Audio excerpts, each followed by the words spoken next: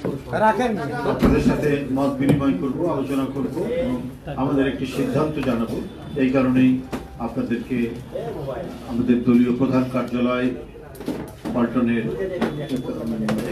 এই পল্টন অফিসে বিএনপির কেন্দ্রীয় কার্যালয়ে আপনাদের আমন্ত্রণ জানিয়েছি। আপনারা যথাসময়ে এখানে উপস্থিত হয়েছেন। বন্ধুরা, আপনারা জানেন আমাদের একটি পক্ষকাল ব্যাপী একটি কর্মসূচি নেওয়া হয়েছিল বিজয়ের মাসে। এটা শিরোনাম ছিল বিজয়ের মাসে বিজয়ের মশাল। আপনারা নিশ্চয়ই শুনেছেন যে আমাদের এই পক্ষকাল ব্যাপী কর্মসূচিটি বিজয়ের এই মাসটিকে এবং এই মাসের তাৎপর্যকে ধারণ করে এই কর্মসূচিটি নেওয়া হয়েছিল, যেটি শুরু হতো স্বাধীনতার ঘোষণা যেখানে দিয়েছেন এদেশের মহান স্বাধীনতার ঘোষক, বহুদলীয় গণতন্ত্রের প্রবক্তা এবং এদেশের এক ক্ষণজন্মা সন্তান শহীদ রাষ্ট্রপতি জিয়াউর রহমান। সেই শহীদ রাষ্ট্রপতি জিয়াউর রহমানকে জাতীয় এবং আন্তর্জাতিক নানা চক্রান্ত ষড়যন্ত্রের মধ্যে দিয়ে তাকে হত্যা করা হয়েছিল চট্টগ্রাম সার্কিট হাউস।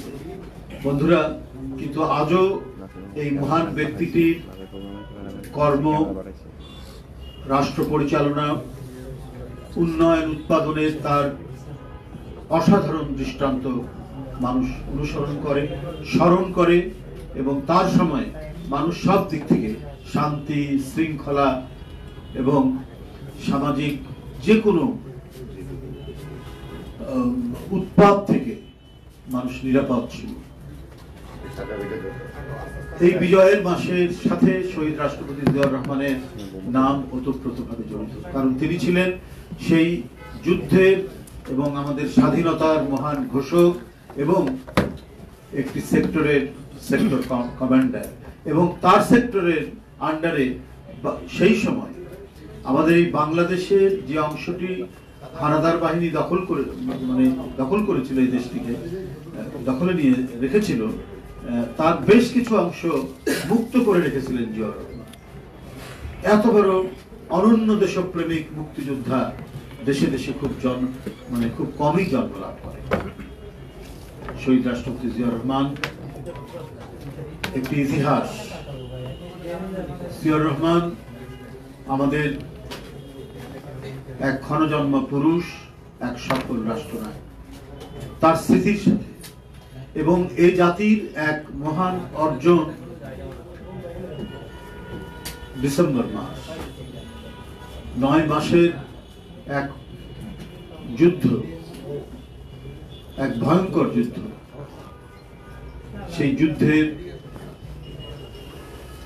পরাক্রমশালী নেতৃত্ব দিয়েছেন এদেশের সাধারণ মানুষ, মুক্তিযোদ্ধা এবং শহীদ রাষ্ট্রপতি জিয়াউর রহমান সেই রণাঙ্গনের একজন বীর মুক্তিযোদ্ধা হিসেবে, সেক্টর কমান্ডার হিসেবে তার বীরত্ব আমাদের ইতিহাসের একটি উজ্জ্বল অধ্যায়।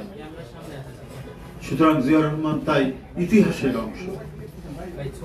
বন্ধুরা আমার, এই জাতির একটি শ্রেষ্ঠ অর্জন আমাদের বিজয়। সেই বিজয়ের স্মৃতিকে, সেই বিজয়কে তাৎপর্যমণ্ডিত, মহিমামণ্ডিত করতে সবসময় জাতীয়তাবাদী দল তারা নানা কর্মসূচি নিয়েছিল, নানাভাবে, নানা মাত্রায়। এবারও একটি ব্যতিক্রমধর্মী কর্মসূচি ছিল বিজয়ের মাসে বিজয়ের মশাল। আগামীকাল 1 ডিসেম্বর থেকে শুরু করে 16 ডিসেম্বর পক্ষকাল ব্যাপী 16 ডিসেম্বর পর্যন্ত আমাদের এই কর্মসূচিটি পালিত হতো। কিন্তু আপনারা জানেন সেই মহান রাষ্ট্রনায়কের, তার সহধর্মিণী দেশনেত্রী বেগম খালেদা জিয়া, যিনি রাজনীতির হাল ধরার পর থেকে মানুষের কাছে যা অঙ্গীকার করেছেন সেটি বাস্তবায়ন করেছেন। সত্যের প্রতিনিধি, মানুষের কাছে অঙ্গীকার রক্ষার এক প্রতিনিধি, রাজনীতিকে কলুষমুক্ত করার এক অনন্য ব্যক্তিত্ব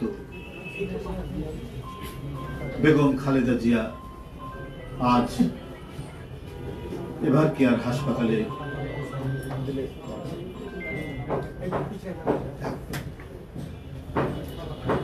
জীবন সংগ্রামে সেখানে অসুস্থ অবস্থায় রয়েছে। বন্ধুরা আমার, তার এই গুরুতর অসুস্থ অবস্থায় আমরা এই কর্মসূচিটি স্থগিত রাখছি। আমরা সবাই আল্লাহর কাছে দোয়া করছি প্রতিনিয়ত, প্রতি মুহূর্ত। এদেশের শুধু বিএনপির নেতাকর্মীরাই নয়, বিএনপির কোনো সংগঠন, অঙ্গ সংগঠন, সহযোগী সংগঠনরাই নয়, এদেশের অন্যান্য রাজনৈতিক দল, সংগঠন বা সমর্থক, তারাও শেষ যতটুকু শুনেছি তিনি তার শারীরিক অবস্থা অপরিবর্তিত রয়েছে এবং তার বিদেশ যাওয়ার ব্যাপারে তার মেডিকেল বোর্ড এখনো কোনো পরামর্শ দেননি। সেখানে চিকিৎসকরা তো কর্তব্যরত আছেনই, তার চিকিৎসকদের কাছ থেকেই আমি শুনেছি যে অবনতিশীল হয়নি, কিন্তু তাই বলে যে খুব একটা উন্নতি হয়েছে এরকমও আমরা খবর পাইনি। মানে তার শারীরিক অবস্থা অপরিবর্তিত রয়েছে। তো যাই হোক, এটাও মানে আমরা মনে করি যে দ্রুতই তিনি আরো সেরে উঠবেন, আরোগ্য লাভ করবেন, সুস্থ হয়ে উঠবেন। এটাই কোটি কোটি মানুষের প্রত্যাশা। মানুষের এই প্রত্যাশার সাথে আমরা সবাই জাতীয়তাবাদী শক্তি এবং দলের নেতাকর্মীরাও আমাদেরও সেই প্রত্যাশা, আল্লাহ তাকে দ্রুতই সুস্থ করে তুলবেন। যাই হোক, আমি আপনাদের সামনে আর কথা বাড়বো না। আমাদের কর্মসূচি স্থগিত করেছি। এই স্থগিতের কথা আপনার জানালাম, কারণ আমাদের ব্যাপক প্রস্তুতি চলছিল সারা বাংলাদেশে, বিশেষ করে বিভাগীয় হেডকোয়ার্টার আমাদের কালুরঘাট বেতার কেন্দ্র থেকে, যেখানে তিনি স্বাধীনতার ঘোষণা দিয়েছিলেন শহীদ রাষ্ট্রপতি জিয়াউর রহমান, সেইখান থেকে শুরু হতো আগামীকাল। এটি রোড শো করে আপনার বিভিন্ন বিভাগে সেখানে এসে একটি সভা হতো। সেই সভার পর আবারও তার পরের দিন রোড শো করে আরেকটি বিভাগীয় শহরে সেই সভাটি হতো। যে বিশদ কর্মসূচিটি গতকালই দলের সংগ্রামী মহাসচিব আপনাদের কাছে উপস্থাপন করেছিল। তো যাই হোক, এটিকে কেন্দ্র করে আমাদের ব্যাপক আয়োজন এবং প্রস্তুতি চলছিল সারা দেশের বিভাগীয় শহরগুলোতে এবং আমাদের বিভিন্ন অঙ্গ সংগঠন, সহযোগী সংগঠন এবং জেলা বিএনপিগুলো। কিন্তু দেশনেত্রী বেগম খালেদা জিয়া শারীরিক অবস্থার কারণে আমরা এই কর্মসূচি স্থগিত রেখেছি। আপনারা কাছে আবেদন, আপনারাও আল্লাহর কাছে দোয়া করবেন এবং নেত্রী সুস্থ হয়ে উঠেন এবং আপনাদের মাধ্যমে সারা দেশে যারা সাধারণ মানুষ, যারা অত্যন্ত গভীর বেদনায় এবং তারা যে সহমর্মিতা দেখাচ্ছে, সবাই যেন আল্লাহর কাছে দোয়া করেন যাতে আমাদের নেত্রী দ্রুত সেরে উঠে। আপনাদের সবাইকে ধন্যবাদ।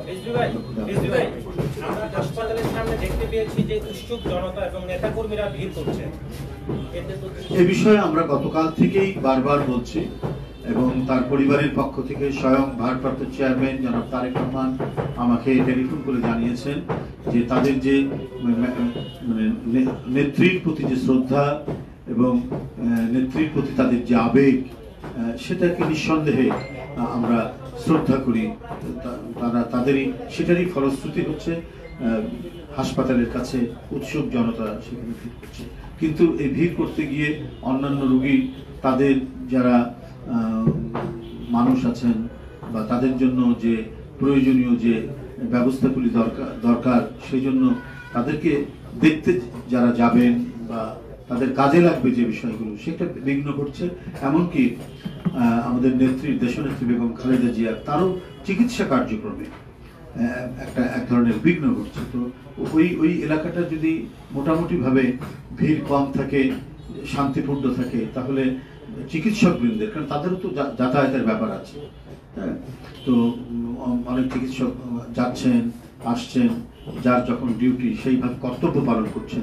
কর্তব্য পালনে যাতে কোনো ধরনের বিঘ্ন না ঘটে, কোনো ধরনের বাধা সৃষ্টি না, এই কারণে আমরা বলে আসছি এবং ভারপ্রাপ্ত চেয়ারম্যানও আমাকে বলেছেন আপনাদের মাধ্যমে আমরা যেন সকলকে যেন আমরা অবহিত করতে পারি, সেই বিষয়টি আমরা গতকাল থেকে অবহিত করে যাচ্ছি। আমরা প্রেস স্টেটমেন্ট দিয়েছি, আবারও আজকে আপনাদের সামনে বলছি, যারা সেখানে অবস্থান করছেন, ভিড় করছেন, হ্যাঁ, উৎসুক জনতারা যারা সেখানে দাঁড়িয়ে আছেন এবং তাদের এই ভিড় করার কারণে হাসপাতালের স্বাভাবিক কার্যক্রমে অনেক বাধা তৈরি হচ্ছে, বিঘ্ন হচ্ছে। তো এইটা করা উচিত হবে না। এই জন্য বলছি যে সমস্ত মানুষ, দলের নেতাকর্মী তারা নিজ নিজ অবস্থানে, বাসায় থাকলে বাসায় সবাইকে নিয়ে দোয়া করুন, মসজিদে গিয়ে বলুন দোয়া করার জন্য, যার যার অবস্থানে থেকে করুন, কিন্তু হাসপাতালের সামনে আপনারা কেউ ভিড় করবেন না। এটাই হচ্ছে একান্ত অনুরোধ আপনাদের কাছে, এবং দলের নেতাকর্মীদের কাছেও এটা অনুরোধ, যাতে ম্যাডামের চিকিৎসা কার্যক্রমে যাতে কোনো ধরনের ব্যাঘাত না হয়, এটা তো আমাদের সকলের দায়িত্ব দেখা, সেটা নিশ্চয়ই আমাদের নেতাকর্মীরা দেখবেন, এবং উৎসুক জনগণ সেখানে যাচ্ছেন তারাও সেই বিষয়টা সহযোগিতা করবেন, যাতে সেখানে কোনো ধরনের ভিড় বা যাতায়াতের কোনো ধরনের অসুবিধা না হয়। আমি আবারও বলছি, তারা নিজ নিজ অবস্থানে থেকে দোয়া করবেন এবং সবাইকে বলবেন দোয়া করার জন্য। ধন্যবাদ সবাইকে। ধন্যবাদ। আর কি, এই তো সবাই প্রত্যাশায় আছে যে দলের ভারপ্রাপ্ত চেয়ারম্যান আসলে কবে ফিরবেন, এই অবস্থার মধ্যে আসলে তার ফেরার ব্যাপারে আসলে আপডেট আছে না? আমাদের কাছে কোনো আপডেট নাই। যথাসময়ে এবং যখন হবে, উপযুক্ত মনে হবে ওনার আশা, সেটা তিনি করছেন। এবং তার মায়ের জন্য, আমাদের চেয়ারপারসনের জন্য তিনি উদ্বেগ উৎকণ্ঠায় সময় কাটাচ্ছেন। আমি যতটুকু জানি, প্রতি মুহূর্তে দায়িত্বরত চিকিৎসকদের সাথে তিনি সবসময় কথা বলছেন, এবং তাকে বিদেশ নিয়ে যাওয়ার ব্যাপারে তার শারীরিক অবস্থা কখন কিভাবে হবে এই নিয়ে আমি বলবো যে উনি ঘুমানোর সময় পাই কিনা সন্দেহ রয়েছে। এত উদ্বেগ উৎকণ্ঠার মধ্যে তাকে কাটাতে হচ্ছে, এবং সেখানে ডাক্তার যারা রয়েছেন, উনি তো ইংল্যান্ডে গিয়েছিলেন ম্যাডাম, সেখানে যারা দেখেছেন তাদের সাথে তিনি যোগাযোগ করছেন, কথা বলছেন, এবং প্রতিনিয়ত প্রতি সময়ে এখানে দায়িত্বরত চিকিৎসকদের সাথে তিনি কথা বলছেন। সুতরাং বাংলাদেশের রাজনীতি এবং সব মিলিয়ে দলের আরো নেতৃবৃন্দ আছে, সবার পরামর্শক্রমে ওনার যখন উপযুক্ত সময় হবে তিনি আসবেন। কিন্তু তার মায়ের প্রতি যে দায়িত্ব তিনি যেটা পালন করছেন, এই দায়িত্ব অপরিসীম দায়িত্ব পালন করছেন, সেটা আমরা মোটামুটি ভাবে উপলব্ধি করছি, জানছি এবং আমরা বুঝতে পারছি। ধন্যবাদ সবাইকে।